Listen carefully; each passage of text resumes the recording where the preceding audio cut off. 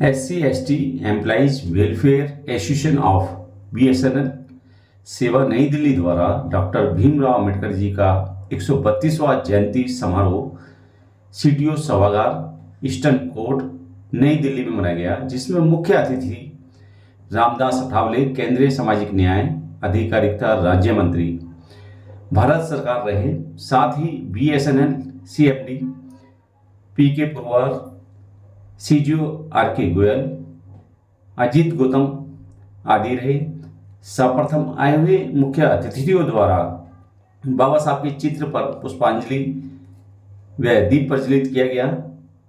Association के पदाधिकारी ND Ram, राष्ट्रीय महासचिव RA मीना, श्रीचंद, बालकिशन, शिवराम, मुकेश, सत्यवीर सिंह द्वारा अतिथियों को फूल बुके शॉल उड़ाकर व बाबा साहब का प्रतीक चिन्ह देकर मंच के माध्यम से सभी को सम्मानित भी किया गया। साथ ही क्रमानुसार सभी अतिथियों ने आए हुए सैकड़ों BSNL कर्मचारियों के समक्ष बाबा साहब के जीवन परिचय पर प्रकाश डालते हुए अपने विचार रखे। देखते हैं NPT न्यूज इंडिया की ये विशेष कवरेज। इस कड़ी को आगे बढ़ाते हुए मैं हमारे ND Ram ji, general secretary सेवा, आप सभी के चहेते, हम सभी के चहेते श्री ND राम जी के लिए जोरदार तालियां। उन्हें मैं आमंत्रित करता हूं कि वो आए और अपने विचार रखें। श्री ND राम जी।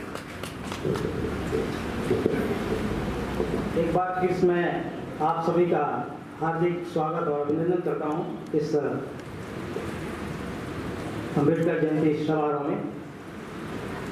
मैं ज़्यादा समय नहीं लूँगा, लेकिन मैं इस बात को जरूर दोहराऊंगा कि हम बाबा साहब डॉक्टर भीमराव अंबेडकर के ट्रू फॉलोअर हैं।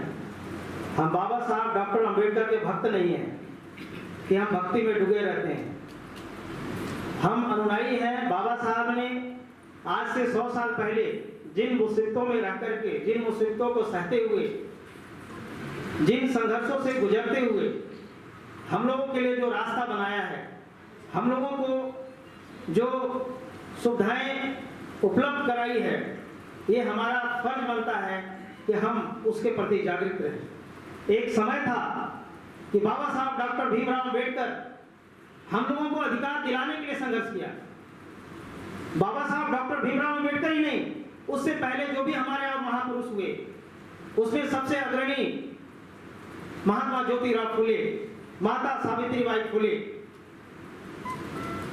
इन्होंने साहू जी महाराज, इन्होंने हम लोगों को सशक्त बनाने के लिए पूरी कोशिश की। आज हम जो कुछ भी हैं, उनके संघर्षों का, उनके बलिदानों का ये प्रतिफल है। आज हम जो इकट्ठे यहाँ पे हुए हैं, पूरे देश की राजधानी दिल्ली और दिल्ली का दिल कनॉट प्लेस में हम इकट्ठे हैं। वरना आज से 100 साल पहले आप सोचिए कि हम कहीं से गुजर नहीं सकते थे। यहाँ पे आप लोग देख रहे होंगे, इस हॉल में बहुत सारे कार्यक्रम पहले हुए, हमने भी किया, लेकिन हमने यहाँ पे कुछ, यहाँ पे फोटो, यहाँ पे बैनर यहाँ पे हमने लगाए हैं। तो उन महापुरुषों, उन व्यक्तियों का यहाँ पे लगाया गया है जिन्होंने देश के लिए काम किया, समाज के लिए काम किया, उन्होंने पूरी जिंदगी उसके लिए निछावर कर दी। तो मैं इस बात को फिर दोहराता हूं, आज हम यहाँ जो कुछ भी हैं, बाबा साहब डॉक्टर अंबेडकर ने हमें बहुत सारी चीजें बताई, बहुत डायरेक्शन दिए, लेकिन हम लोग क्या चूजी होते हैं, जो हमें सीधा फायदा होता है हम उसको तो अपना लेते हैं, लेकिन जिससे सीधा फायदा नहीं होता हम उसको नहीं अपनाते। कौन करेगा, कौन उसको अपनाएगा? बाबा साहब ने हमें अधिकार देकर हमें सशक्त किया, हमें यहाँ तक पहुँचाया।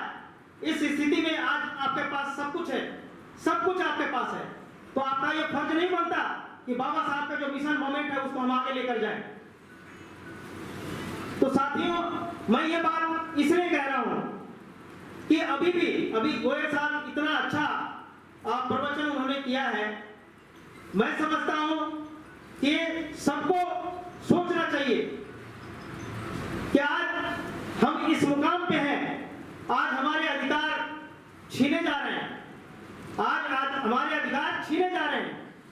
और हम इतने सशक्त होकर भी, इतने होकर भी आज हम चुपचाप हैं, साइलेंट हैं, अपनी आवाज बुलंद नहीं करते हैं। कौन करेगा? बाबा साहब तो ऊपर से उतर के आने वाले नहीं हैं, ज्योतिबा फूले तो आने वाले नहीं हैं, और कोई भी महापुरुष आने वाला नहीं है।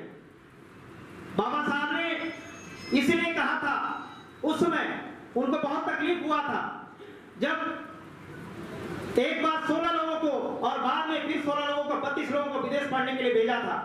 लेकिन जब विदेश से पढ़ के आए तो समाज से बिल्कुल अलग हो गए।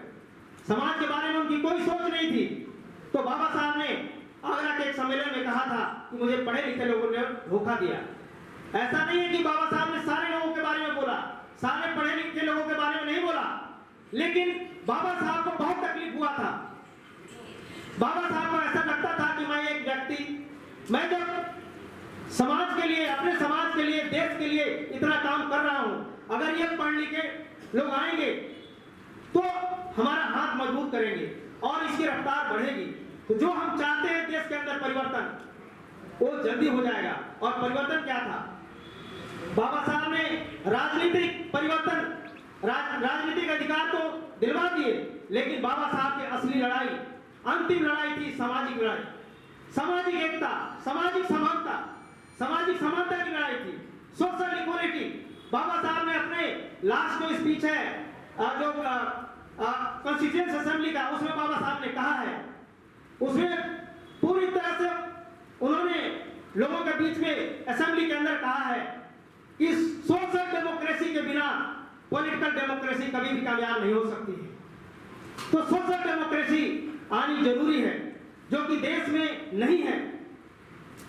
मैं ये बात इसलिए कह रहा हूं कि आज हमारे बीच में जो ऐसे शख्सियत यहाँ पे बैठे हुए हैं, जो कि भारत सरकार के सोशल जस्टिस एंड एम्पावरमेंट जो मिनिस्ट्री है, मंत्रालय है, उसका नेतृत्व कर रहे हैं, इसलिए मुझे बोलने का साहस हो रहा है कि मैं इस बात को कहूं।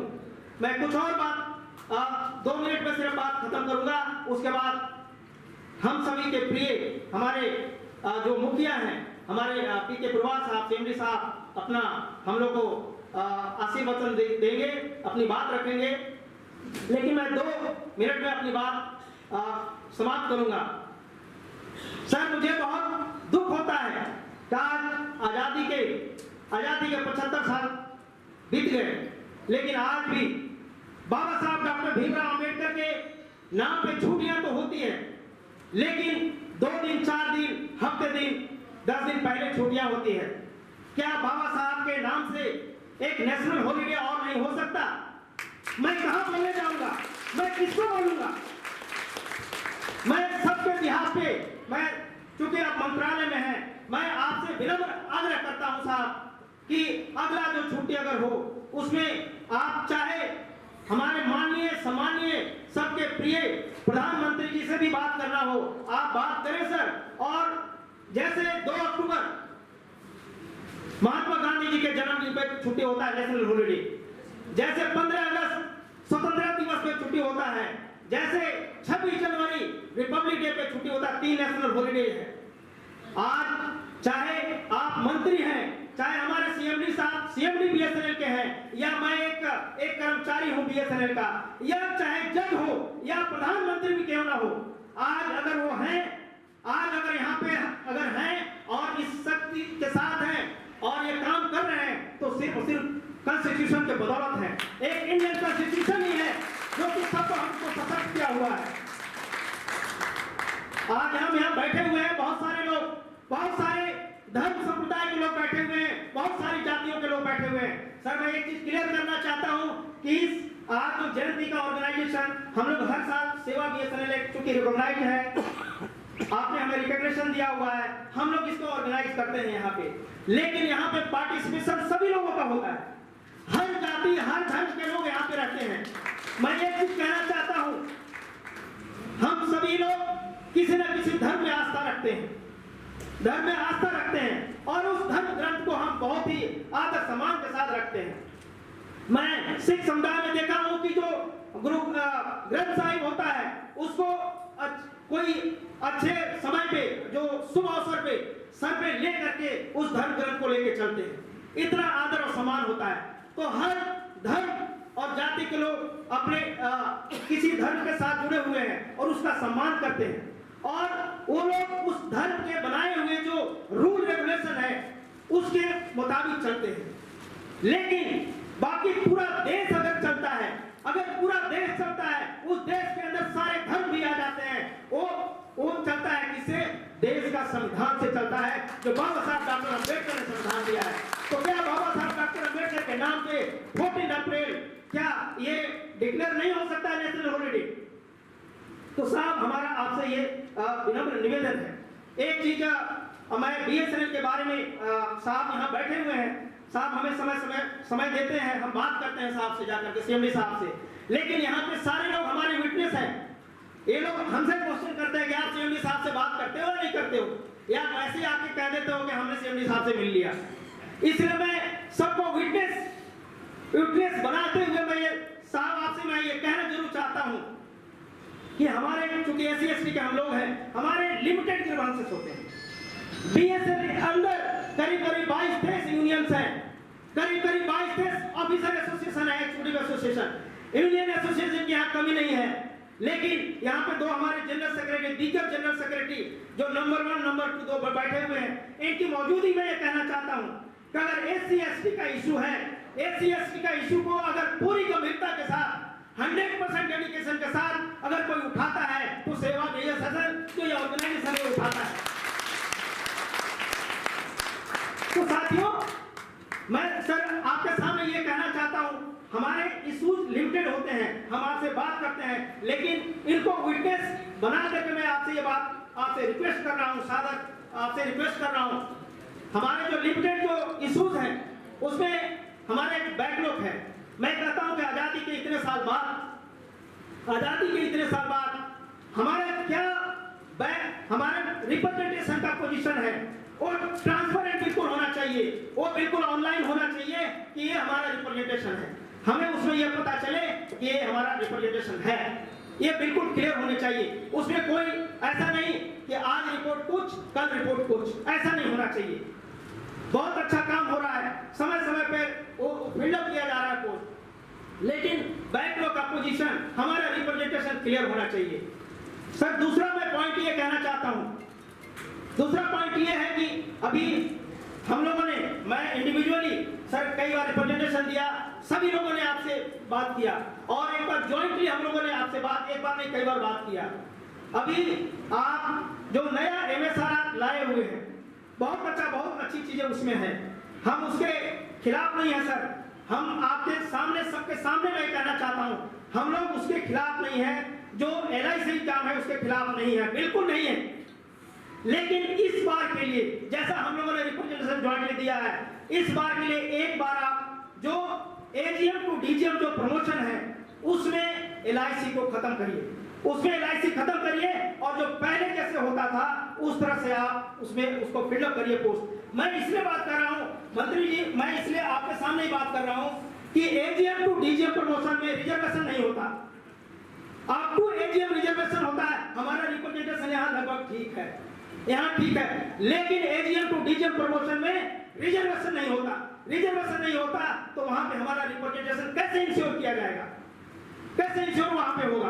तो इसलिए मैं आपसे विनम्र आग्रह करता हूं कि इसमें आपने आश्वासन दिया है कि ठीक है मैं इस पे सोचूंगा, तो आप इस पे एक बार फिर से सर सोचें और इस पे एक बार सिर्फ एक बार आप उसको एक्टिविटी आप लागू करें और आगे आप उस तरह से करें जैसा आपका मॉड्यूल बना हुआ है, इसमें कोई शक नहीं है। तीसरी बात मैं ये कहना चाहता हूं कि BSNL के अंदर हमारे बहुत सीनियर ऑफिसर बैठे हुए हैं, बहुत सीनियर GM लेवल के हैं, CGM लेवल के। मुझे याद है कि एक बार 6 जो SC ST कम्युनिटी के CGM थे, पूरे कर शायद 35-40 जो CGM होते हैं उसमें 6 CGM SC ST कम्युनिटी के थे। मुझे गर्व होता है कि हमारे लोग इस लेवल पे हैं, एक पूरे स्टेट को संभालते हैं, लेकिन उसके साथ साथ मुझे बहुत दुख होता है और इसलिए मैं आपके सामने ये दुख को व्यक्त कर रहा हूँ कि CGM तो बन जाते हैं, एक सर्कल का हेड बन जाते हैं, एक महाराष्ट्र का CGM बन सकता है, पूरे महाराष्ट्र स्टेट को देखता है, लेकिन बोर्ड ऑफ डायरेक्टर में, बोर्ड में हमारे SC ST का एक भी आदमी आज तक नहीं है, एक